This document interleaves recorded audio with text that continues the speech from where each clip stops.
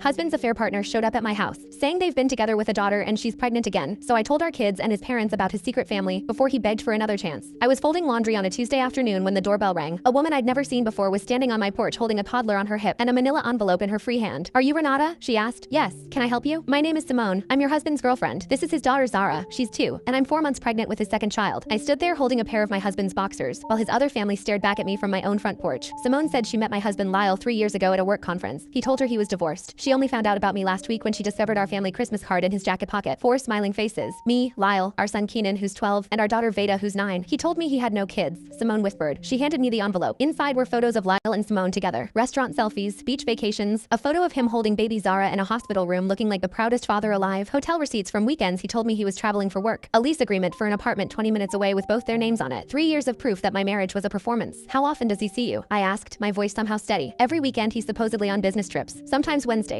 He keeps clothes at our apartment." Zara called him Dada. I looked at that little girl. She had Lyle's eyes, his exact dimple on the left cheek. "He told me he was leaving you by the end of this year," Simone continued. "That's why I got pregnant again. Then I found the Christmas card and realized everything was a lie. I invited her inside because this woman wasn't my enemy. She was another victim." We sat at my kitchen table while Zara played with Veda's old toys, and Simone showed me texts where Lyle called her his soulmate, messages where he complained about me being boring, messages planning their future together. I read every one without crying. The tears would come later. Right now I had work to do. I called my mother-in-law on speaker. "Beverly, I need you and Gerald to come over right now. It's about Lyle." They arrived in 30 minutes. I sat them down across from Simone and let her tell her story. Beverly's face went from confused to horrified to furious in under 5 minutes. Gerald didn't say a word. He just stared at the photos with his jaw clenched. "That's my granddaughter?" Beverly whispered, looking at Zara. Simone nodded. Beverly started crying, not for herself, for Zara, for my kids, for everyone living inside Lyle's lie. Then I told my kids. I sat Keenan and Veda down and kept it simple. Dad has been keeping a secret. He had another family, a little girl named Zara and another baby coming. Keenan went completely still. Veda asked if we were getting a divorce and I said probably yes. She started crying. Keenan didn't cry. He just said, "I knew something was wrong," and went to his room. Lyle came home at 6, whistling like nothing was wrong. He walked through the door and froze when he saw his parents sitting in his living room with Simone and Zara on the floor. Every color drained from his face. "What is this?" His voice cracked. "This is the end," I said. He dropped to his knees begging. Said it was a mistake. Said Simone meant nothing. Simone's head snapped up. "Nothing? I'm carrying your child and I mean nothing?" He tried to blame loneliness.